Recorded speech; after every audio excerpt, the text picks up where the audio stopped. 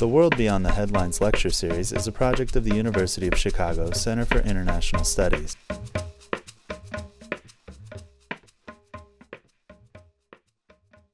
By common currency, the euro, and the then German Chancellor Helmut Kohl agreed on this request, and he had to convince his own population, his own people, which was not always easy, but he could do it, and I think this was also the basis for one of the keys to the reunification of Germany in 1990. The rest, as you know, is history. Adoption of the Maastricht Treaty in 1993, which created the monetary union, the single currency, the euro. And one thing is clear: why one might ask also, why didn't we discover these problems earlier? There was a sort of sunshine period during the 90s. And at the beginning of this decade in 2008, where we had huge economic growth, and voices who criticized this irresponsible behavior of some member states were not heard.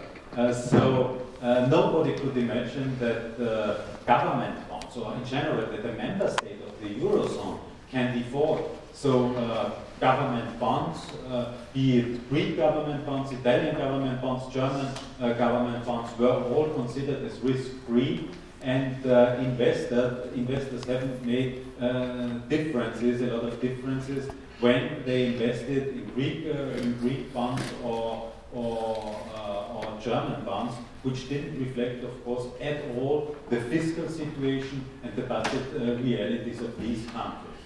And this led again to a situation where some countries in the Eurozone lived largely beyond their means. So one might ask, in these difficult circumstances, what next? And I'm optimistic, I have to say it from the outside. There are always self-appointed experts who say that this is now the end, not only of the euro, but also of the European Union. I would say, and this has also, the past also has shown this, that when there was a crisis, the European Union and the European project has always emerged stronger, even stronger than before such crises. I am aware that this time the challenges are huge, tremendous, and it will be difficult to overcome. I am also aware that the solution and the way which has been chosen by the heads of state or government was not a case study for solving economic and fiscal problems, but I think the awareness exists now. Important measures, and I will come back to these measures, have already been taken. It's true that there are still different views on the policy mix. Some say, Germans especially, and Netherlands again, that the focus should be put on deficit reduction only, with tax increases if necessary, and structural reforms. Others say, especially Italy with the new Prime Minister Monti, that we should, or that we need also economic growth in order to reduce our deficit, and therefore we need public programs, public incentives. So there are different views when it comes to the policy mix, but there is a general agreement on the outlines for the solution of the problem. And for the outlines, I would say, for the main elements, there are three of them. The first is we need immediate measures to fight the fire. I will tell you what I mean by fight the fire. Then we need measures at the member state level, at the national level. Member states haven't done their homework in the last decade, or since the introduction of the euro.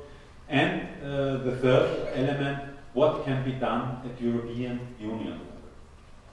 So the first, immediate measures, fight the fire. What we have to avoid, and I think there is strong political will that this will not happen, is a default of a member state of the Eurozone. Angela Merkel, the German Chancellor, said it in an appropriate way. I would say, if the euro fails, Europe will fail, and nobody wants that. The German economy doesn't want that neither. The German banking sector has no interest in failing in a defaulting member state of the Eurozone. So what are the measures to avoid such a default? And these measures were tailor-made for the Greek economy. First of all, a bailout fund has been created. I don't want to enter now in technical details, but this bailout fund can issue bonds and can provide loans to struggling countries which do not have access anymore to financial markets. So to ease market pressure. This is important. First step. Second step, and the Greek government is currently negotiating this aspect, is that investors in Greek government funds have to accept that they have to write down investments. The level, originally they have foreseen a cut of 50% of their original investment. This is open, this is currently discussed. But it is clear if the Greek government will refinance its debts on the international market, this haircut is indispensable. Third measure, we have to recapitalize our banking sector because these private investors in Greek bonds and other defaulting bonds are, in most of the cases, the banks and hedge funds and other financial institutions. And when they lose money, when they have to accept the write-down by 50% or perhaps even more, they will have a capital problem. So we have to recapitalize them to re-establish confidence in the markets. And there it was proposed, or it will be implemented, that's what the heads of state or government have adopted also, an increase of the capital to 9% of their balance sheet. I know this is now very technical, but this is what the rules foresee, and the banks say it will be very difficult for them to achieve this objective. So these are three important measures. Now, a discussion came up recently started by representatives of the International Monetary Fund, the European Commission, and other member states of the Eurozone, saying that the volume of this bailout fund, 500 billion euro, is not enough to save, to protect struggling, ailing countries within the Eurozone. The problem is that somebody has to pay for it.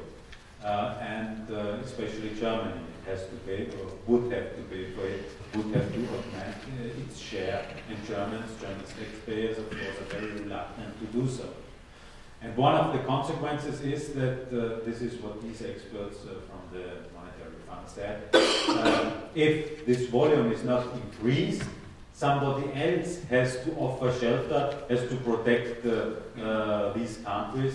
Greece, Portugal and Ireland is perhaps not the problem, but the real problem is Italy, Spain, Italy, the third biggest economy in the European Union. So they cannot find shelter within this 500 billion volume of the bailout fund. So if the bailout fund cannot give this or cannot provide this protection, somebody else has to do it, and this can only be the European Central Bank. But to the role of the central bank, I will come back to this afterwards.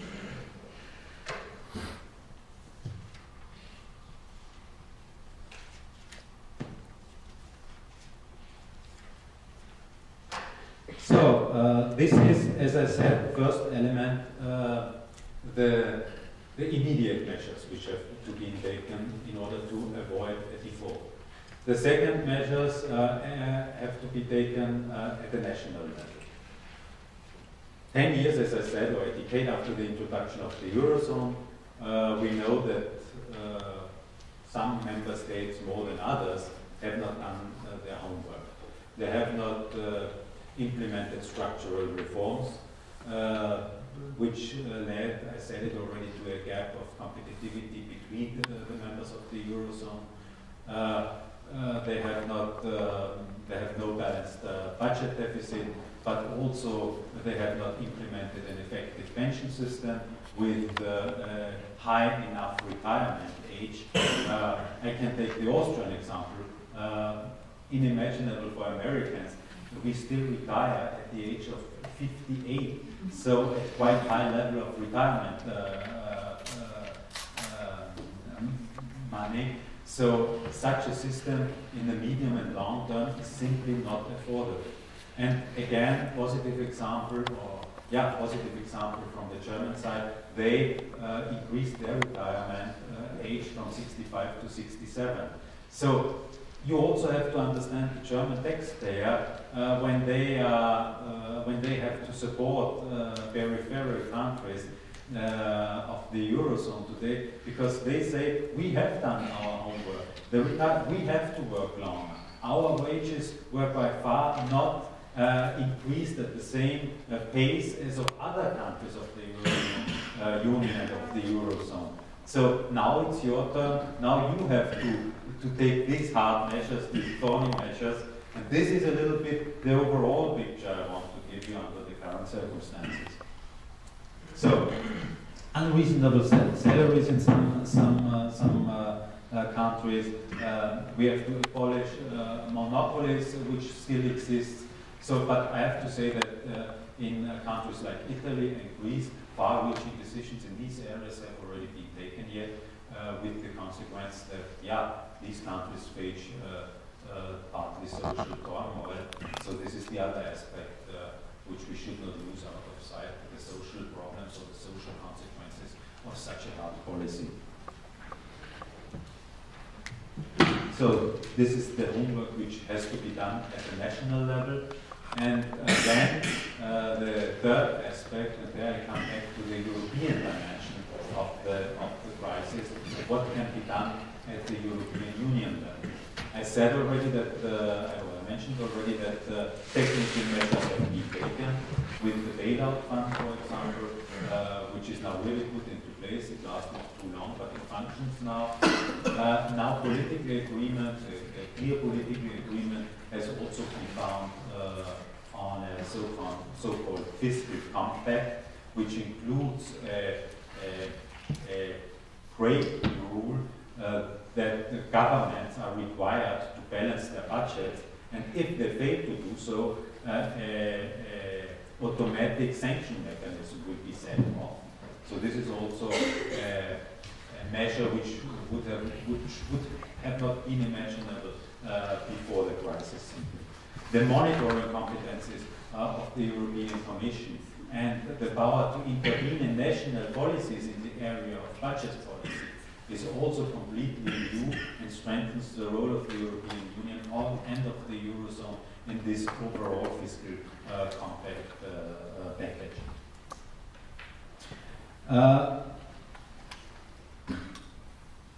Beside these measures, I think there was also an important discussion which came up before Christmas, and which will determine the future orientation of the European Union or of the European project. You know, the European zone, the members of the Eurozone, the countries which apply the euro, are 17 members. The members of the European Union are 27. So all decisions which I mentioned, which have been taken, were decided by the 17 heads of state or government of the Eurozone. So there was sometimes a feeling of exclusion of the 10 heads of states or government which are not member of the Eurozone but member of the European Union.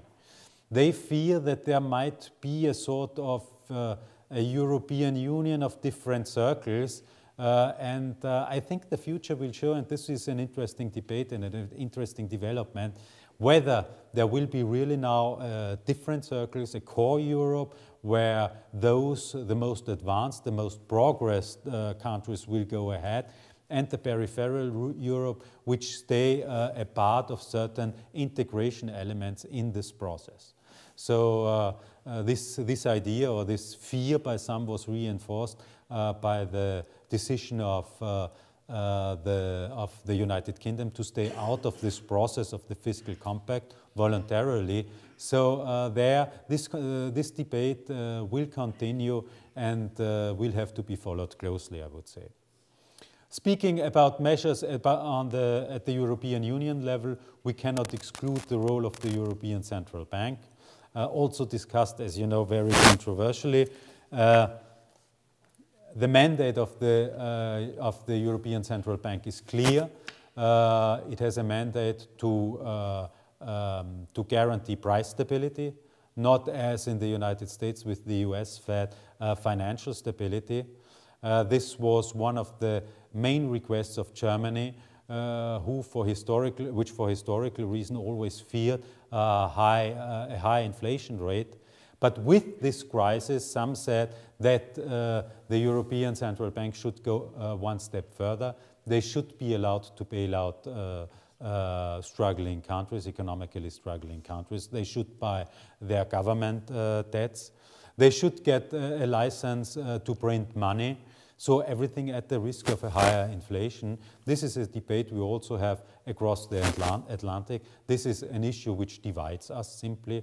Either stick to the original mandate of the ECB, price stability, or extend it and let the ECB become a sort of European version of the Fed. What has the European Central Bank done so far? And this is a balancing act, because it has contributed to ease the financial market. It has bought government bonds, not directly from members of the Eurozone, but on the secondary market from banks and other financial institutions. With this measure, they brought the interest rates of government bonds down, which was the main objective. Germany was quite reluctant, but in the end everybody said that this is within the scope of the internal regulations of the central bank. So buying on the secondary market is possible, not directly from member states. And the second issue, also successfully, and in this sense I think the ECB within its scope of possibilities does a good job. The second measure was they have provided commercial banks with a huge amount of money, with cheap money at a very low interest, by hoping that the commercial banks will invest this money in government bonds. And Spain and Italy at the beginning of this year had auctions for their government bonds at low interest rates. So apparently this measure also had positive impacts and brought its fruits. But in the end we have to decide which version we want to go, the German idea of price stability in the long run, or a softened version, or a version, not a softened, a version like the Fed in the United States. So last, and I will try to be short here, last point, the impact of the Eurozone crisis on the transatlantic relations, on the relations between the European Union and the United States. First, when it comes to the economic and financial issues, and then on the foreign policy issues. Financial and economic issues, I think it's no surprise or no secret to say that the economies of Europe, of the European Union, and the US are among the by far biggest economies worldwide. The trade flow accounts for 1/3 of the worldwide trade flow. And the latest figure I have found this morning is that 80% of all US exports went to the member states or to the European Union last year in the first 11 months of 2011. So this shows simply, these figures show that these two markets are extremely intertwined, and what happens in Europe has impacts, more or less direct impacts, on the economic market in the United States. I would say, elements which can already be perceived amidst this crisis. The first one is that American investors try to reduce their exposure to European markets. So since May last year, they reduced their exposure by half of it, which is a real problem for the European banks, because they need the liquidity of the American financial institutions. And without the liquidity, they cannot provide loans to companies, which has again impacts on the real economy, because companies either have to pay high interest rates for loans, or because of a credit crunch, no credit is available at all. So this is the first problem which we can already feel. The second problem is, and this is in the other direction, you can see when you follow the indices of the stock markets in the United States, Dow Jones and NASDAQ especially, that they react very sensitive to the developments in the Eurozone. Currently, for example, I mentioned it, the negotiations between the Greek government and the private financial investors about the haircut of the government bonds. And it was expected that these negotiations will come to an end before the weekend. So the Dow Jones went up. Then no decision has been taken, it went down. So there is a real interconnection between what happens on the European markets in the Eurozone and the financial markets in the United States. Second point, when I speak about the impacts in the transatlantic relations, is foreign policy. Some words only, I mentioned it. Europe has created, Henry Kissinger 30 years or 35 years ago, we don't know whether he really asked for this question, but he said that when it comes to foreign policy matter, I don't know whom to call in Europe. So either London or Berlin or France.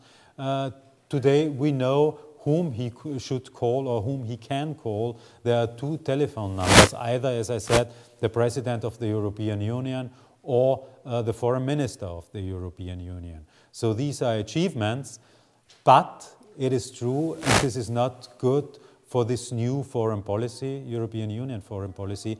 The focus is on this crisis, on this fiscal and economic crisis, and not on foreign policy, not on this diplomatic service which is created with European diplomats. And this is never good when you want to create a new policy, a new structure, when the focus and the interest is somewhere else. This is the first point. The second point is the money goes elsewhere. Member states have no money to support this foreign policy, this European Union foreign policy. And a high-ranking diplomat in Brussels said, foreign policy costs money, and very little money means very little foreign policy. I think this summarizes quite well the situation in Brussels at the moment, to say it in a very simple. To give you a figure, if nothing will be done in the next few weeks, Greece will not be able to pay its civil servant, or will not be able simply to refinance its debt at the end of March, and would be unable to survive economically, if I may say so, or to stay within the European zone, would face default simply.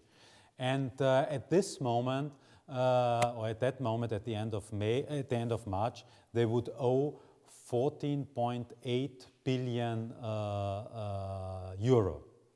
So now this could have a domino effect. First of all, private investors would lose this money simply. They would not suffer only a haircut of 50, 40, 30%, but they would lose the whole money. So the banking sector, the question is how the banking sector can survive such a situation. And the second question is, the market would lose confidence. They would see that a default of a member state of the Eurozone is possible. Why should it not also affect other countries, bigger countries, as for example Italy, Spain, which would lead to a dynamic that the interest rates of government bonds for these countries would go up also. Their situation would become not refinanceable, so with catastrophic influences. And I think this is one of the reasons why there is an absolute political will in Brussels to avoid such a situation. But it is also a matter of fact that experts and also political leaders are not convinced about the measures which have been taken so far by the Greek government. In terms of structural reforms, we have no results so far, as I said, when it comes to the negotiations with the private investors. So I'm deeply convinced that a default will be avoided, but the efforts have to be redoubled. Please. Thank you for the talk.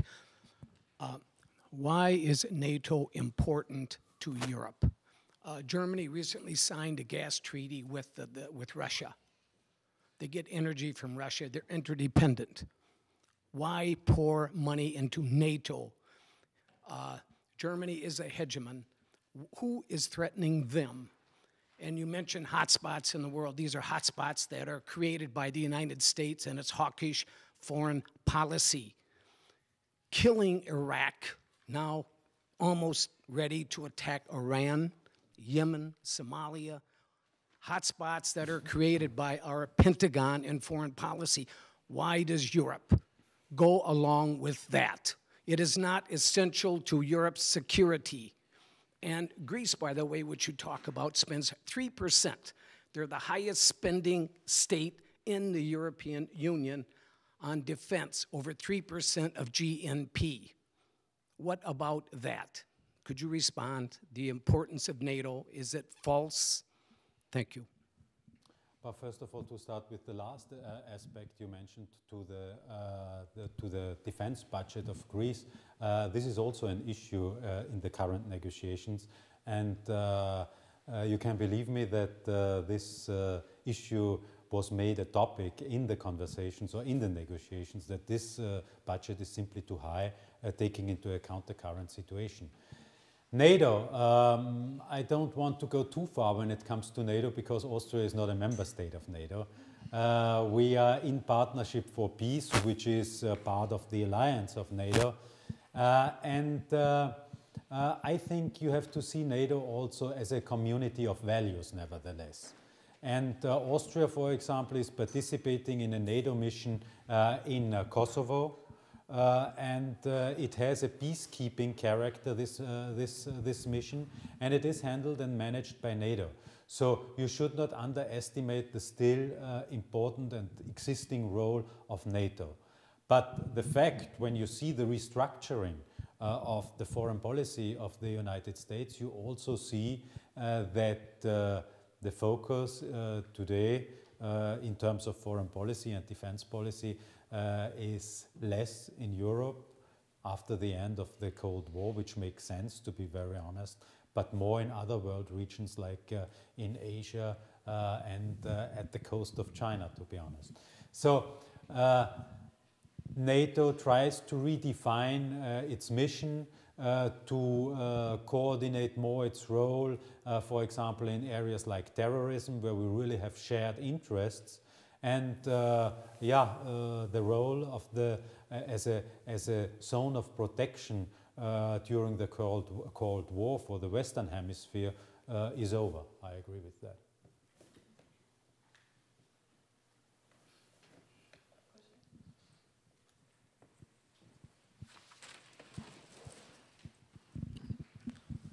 Thank you for coming, Mr. Consul. I have a question, and don't mean to put you on the spot, but for the case of sort of a two-track Europe, one which has, you know, the United Kingdom and other non-Euro members looking at a core which becomes more fiscally integrated as well as monetarily integrated, what kind of stresses or what kind of positives do you see out of that? You know, in reality, we have already this Europe of various cycles. For example, the Schengen area, not all members of the European Union are members of the Schengen zone. Only, don't fix me, but I think only 14. And with the Eurozone, we have another circle, as I said, within the European Union. So if we want, it could work. But I had the impression, and this is more on a personal note, that some political leaders with this decision about the fiscal compact, where the United Kingdom didn't want to become a member or implement this fiscal compact, some political leaders saw this as a chance now to go ahead, to make their own policy, to coordinate even outside of the current treaties, and I think this would simply be not a good solution. I think there must be the chance for everybody to keep the door open as long as he wants to go along this integration process. On the other hand, those who do not want to go with these countries, with this dynamic, they should not have the right to block it neither. So there we need quite a flexible approach.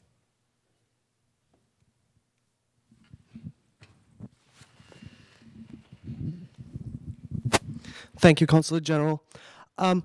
Given the necessity for structural reform within the EU, as well as some sentiment of regret for the latest enlargement efforts and the current financial problems, do you see a stop in enlargement efforts of the EU in the foreseeable future?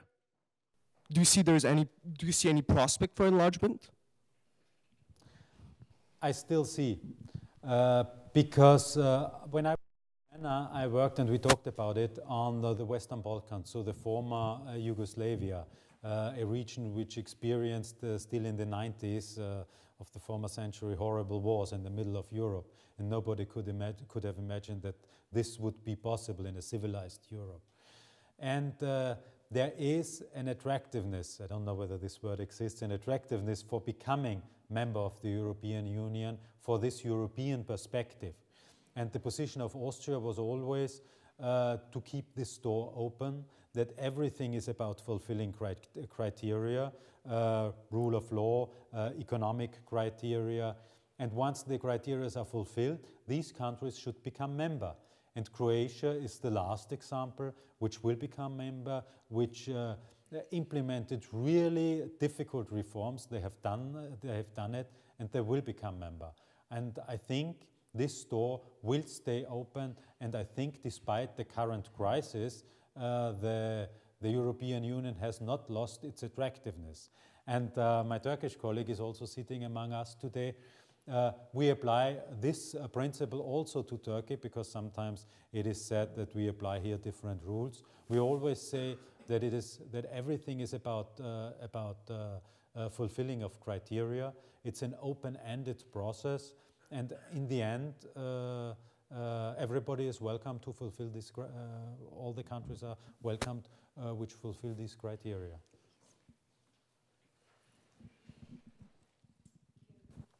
I'm a little confused about the idea that structural reforms that require the retirement ages to be extended can help in the European situation, much less in any other situation, when there's such high unemployment among the youth. And I'm wondering if there isn't a kind of a contradiction there. It is not.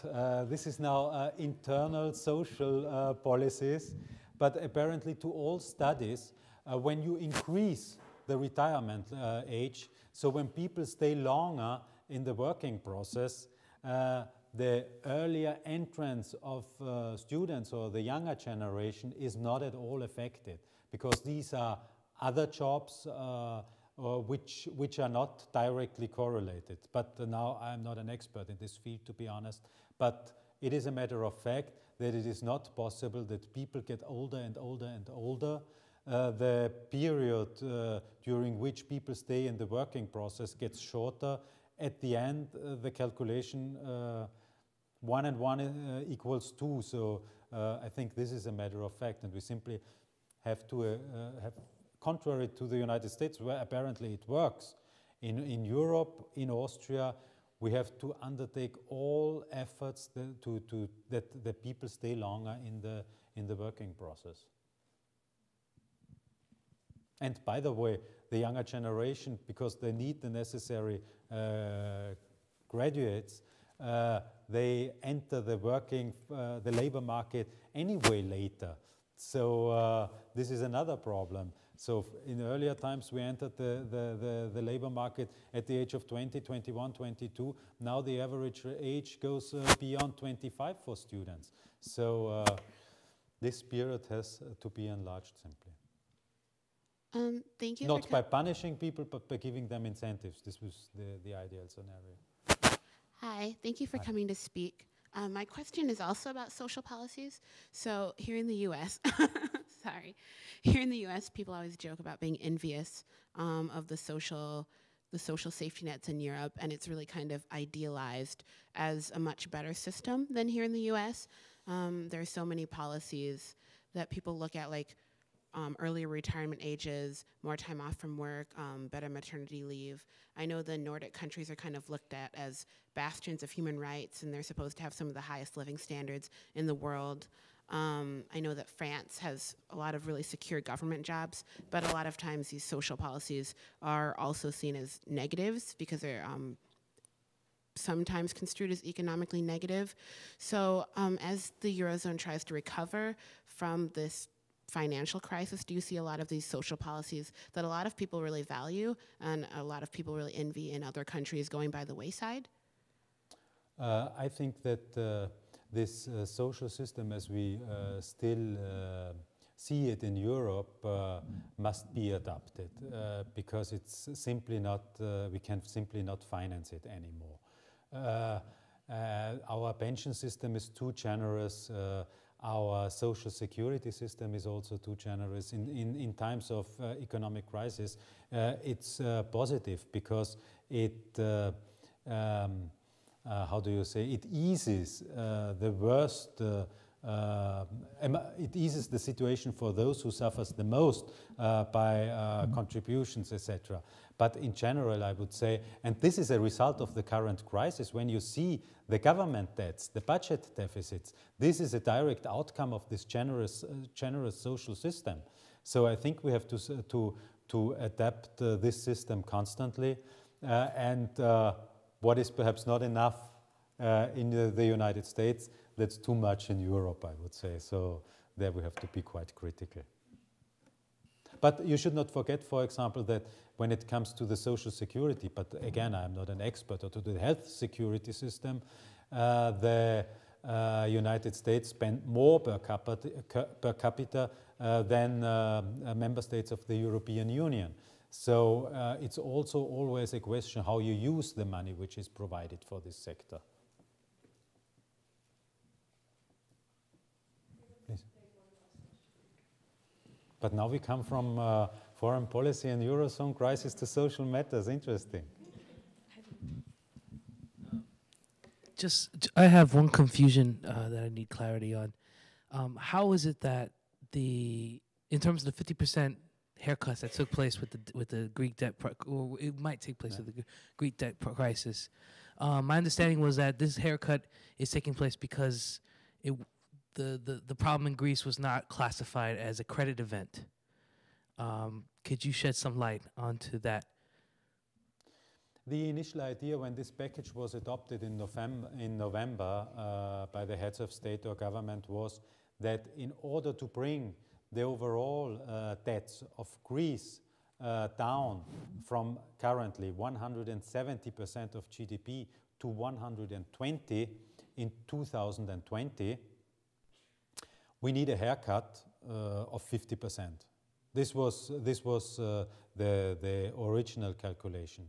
Now, and now it gets complicated.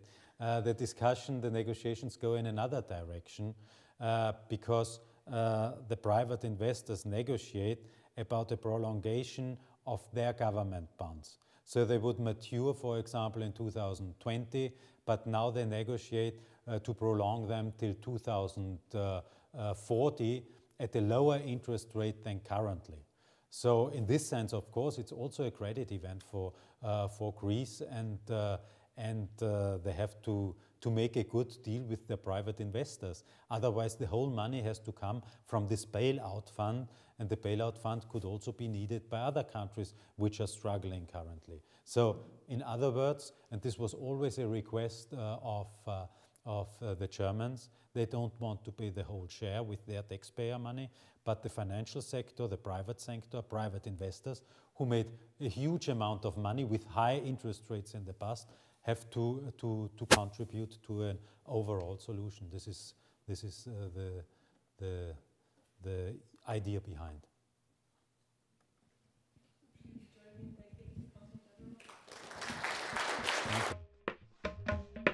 The World Beyond the Headlines lecture series is a project of the University of Chicago Center for International Studies. Our nationally recognized programming is made possible with support from the Norman Waite Harris Memorial Fund. Download recordings of other events and learn more about the World Beyond the Headlines series at the Center for International Studies website, cis.uchicago.edu.